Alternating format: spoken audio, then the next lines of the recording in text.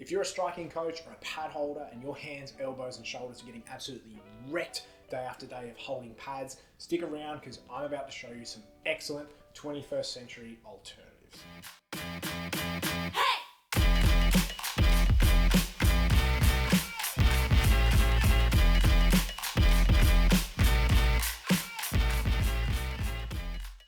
What's up guys, Ashley from Fire Spirit Reviews, and today I'm going to be reviewing a product from RDX Sports which I believe every boxing coach and every pad holder should own in their coaching repertoire, and that is a lightweight set of foam-based boxing paddles. So for my first pair, I got these bad boys from Shogun Martial Arts in Sydney, the legends there. If you want to grab yourself a pair, I'll leave a link down below in case you're wanting one. RDX Sports, if you weren't aware, are a UK-based combat sports supplier with a pretty good exposure around the globe, especially in the US, obviously the UK, as I said before, and here in Australia, and that would be definitely thanks to the help of their smart marketing and endorsements or sponsorships of major UFC athletes and other influencers that you may see on Instagram or TikTok, such as Michael Chandler, Khamzat Chimaev, or Tony Ferguson, just to name a few. And from what I've seen online, and the products that I've used from RDX before, they kind of give me a mishmash feel between your typical mass combat sports manufacturer who kind of cover every range, and also more of your modern day combat sports supplier who try and get a little bit more into the visual aspect of the gear these days, and also a little bit more talking about the technology behind their gear as well. Not too dissimilar to say Rev Gear or Combat Corner in America, just to name a few other suppliers who sort of give me that feel as well. So on one hand, you've got inexpensive boxing based products like the Kara boxing gloves or the F15 boxing gloves, which I've both tried, and in their own right, I wouldn't say are cheap, but are more inexpensive. They do have some value in their own right. Then on the other hand, you have some higher priced items like their Apex or their Novatech gloves. I haven't tested them myself, but obviously that higher price point, you'd assume that have much higher quality and are much more tailored towards the professional athlete. All in all, RDX as a brand, in my opinion, do a little bit better job as a mass manufacturer than, say, your Adidas or Everlasts in terms of a whole spectrum. Yes, Adidas and Everlast obviously do bring out good quality products, but they also bring out very poor quality ones for very cheap prices. RDX aren't doing that from what I can see as of yet, but I just hope they don't go down that similar route. And with that little rant over, I'll leave a link to their Australian website as well as their Instagram and Aussie Instagram below, just so you can check out a little bit more about the brand as well. Now, moving on from the brand itself, let's talk about the product that you all clicked on this video for. Now, when it comes to this design, if you've had any idea of boxing paddles before, you've probably seen a design like this similar.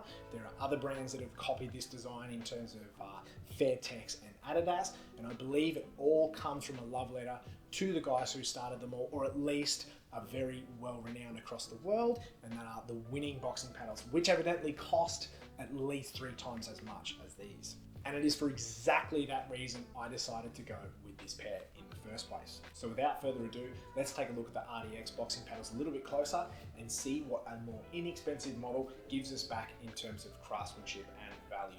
Starting off with the weight, and as you could probably tell with my very easy 2-finger grip here, that these weigh very little, coming in at only 6.5 ounces, and thankfully both of them weigh exactly the same. For a product like this, weightlessness is absolutely essential in my opinion. A, for being able to move the paddles around freely and with no restriction and no resistance, and B, to be able to hold them in place for round after round. Now, aesthetically speaking, there's nothing technically to write home about when it comes to paddles like this, but what I appreciate the RDX have done is they haven't overdone it with any heavy decals. They've stuck to a simple logo on a really nice bit of leather, and that to me is exactly what's needed. The red leather has a nice but subtle sheen to it, and it's also accompanied by a nice length of nylon strapping here, which is secured pretty well, pretty nicely, just to be able to ensure that if these bad boys go flowing, they're not going to hit somebody in the face. What I can tell you, however, though, is a positive in terms of the visuals. A few weeks before I actually purchased these, I had the lucky opportunity to be able to hold some winning boxing paddles that were brand new, and I can tell you from the bat, these look and feel better straight away. Not saying that these will outperform winning boxing paddles by any means, but what I can tell you is the leather here is finished a lot nicer. The synthetic leather on the winning doesn't feel nearly as smooth or as nice, and it just doesn't look as finished. If you have a look at any winning boxing paddle reviews, you can probably tell near the bottom, it just looks like it isn't finished or pushed in place together. It's sort of just leather sort of loops from the bottom and just doesn't look as aesthetically pleasing. So at least for that point, RDX have definitely, in my opinion, done a much better job. So unlike the winning paddles, these are made from genuine cowhide leather, and it is super smooth and nice to touch and barely has a wrinkle inside. And both the stitching and the lacing on both pairs of these are done really well. If you were to put them together, they look almost identical. You can see from both sides that honestly, they looked like they were almost cloned. My only little gripe, and it's not the biggest issue in the world, is basically with the lacing going up the full side of the paddle, it just makes it slightly uncomfortable when gripping. Not a huge issue, not a big gripe. I get that it's easy for them when they manufacture the foam to shove it in from one side here, making it easy, but to me, it would be nice if both sides were purely stitched, just making it slightly easier to grip.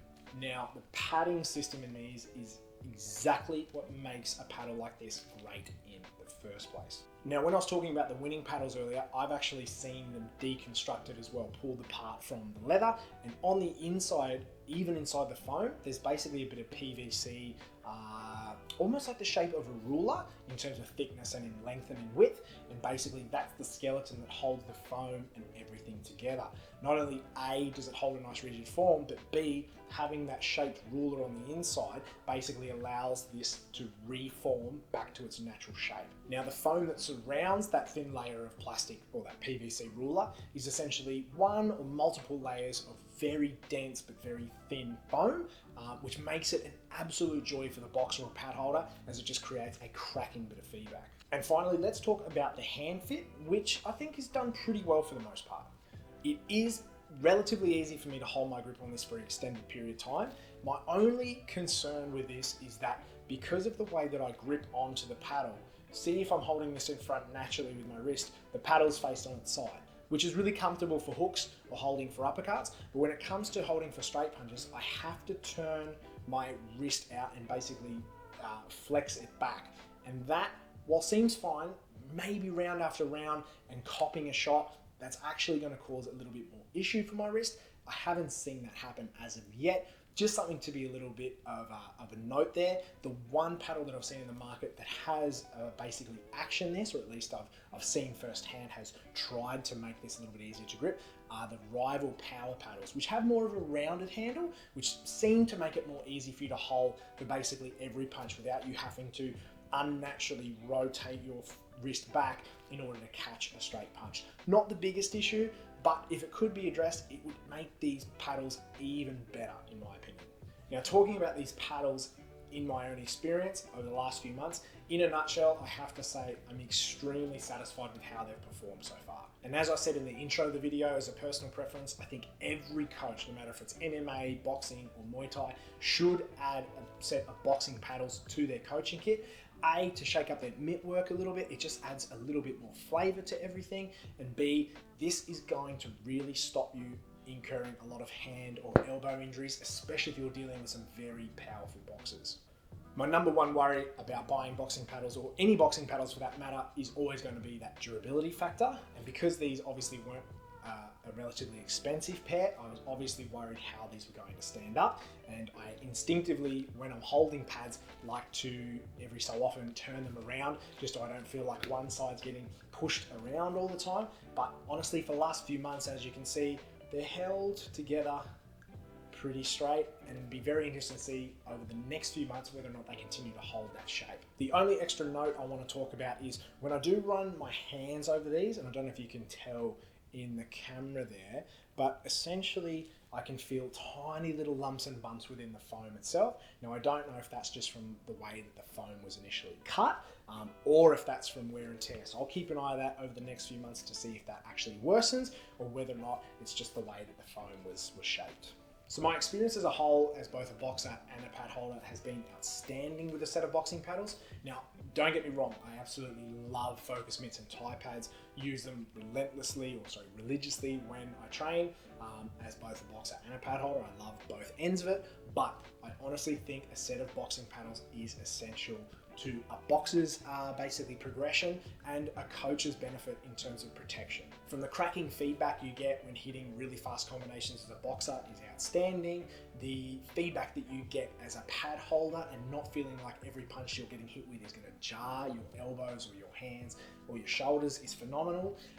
And because they're a little bit more extended out than pads, you don't feel like you have to overextend yourself. I can simply reach out with my hands to be able to reach my boxer to try and add, say, more defensive techniques or trying to get some head movement happening. So if you're experiencing, say, any issues with the joints, tendonitis, etc., I still think if you're injured currently, you can still utilize these. And if you're a pad holder who basically holds pads and does one-on-ones for a living, these are an absolute must-have. And for only 115 Aussie dollars, there's some incredible value here as well. Basically, even if you were to buy these paddles and you were worried about the durability or the longevity of them, they still cost a third of what a set of winning boxing paddles are. So let's say a set of winning paddles lasts for 5 years. Even if these last for a third of that, the value is still better here. So rather than chucking all your money at winning paddles to start off with, maybe start yourself here, see if you can get at least a year or two out, which I believe you definitely can, and save yourself a little bit of money. The craftsmanship, the materials used, and how the performance has been so far evidently really lets me believe that these will definitely last at least a year or a few if looked after correctly. Now, in terms of recommending this for someone, there's honestly nobody in the boxing and Muay Thai sphere I wouldn't recommend a set of these for, whether you're a boxer or a pad holder. And whether you're training children or adults, professionals, amateurs alike, you can box with these, you can incorporate head and footwork drills, defensive drills. These just add a lot of flavor to a pad work session. And while you could use these paddles for knees, elbows, kicks, etc., I'd probably recommend sticking to, say, the products that they are meant for, those techniques in particular, so focus pads, Thai pad, maybe even boxing sticks, depending. As much as I feel that these will still maybe hold up for a while, these, in my opinion, are obviously intended for a set of boxing gloves to be hit with hundreds and hundreds of times. So to keep the longevity happening in these, stick to boxing and stick to wearing a good set of gloves. All in all, I'm really satisfied with RDX's craftsmanship here, and I will definitely look to create some reviews for more of their products in the future. If you have tried any of RDX's gear before, leave me a comment down below, let me know what you thought of it and whether or not you'd like me to review it as well. As usual, guys, thank you so much for watching and sticking around. If you did like this video, leave a like, subscribe to my channel, and hit that notification bell so you can stay updated when I upload next. And if you have any comments regarding this video or any others, or you have any questions about fight gear at all, leave me a comment below. I'd love to help whenever I can. And if you're still a little bored, feel free to have a look at some of my other reviews, and I will hopefully see you guys in the next one. Hey!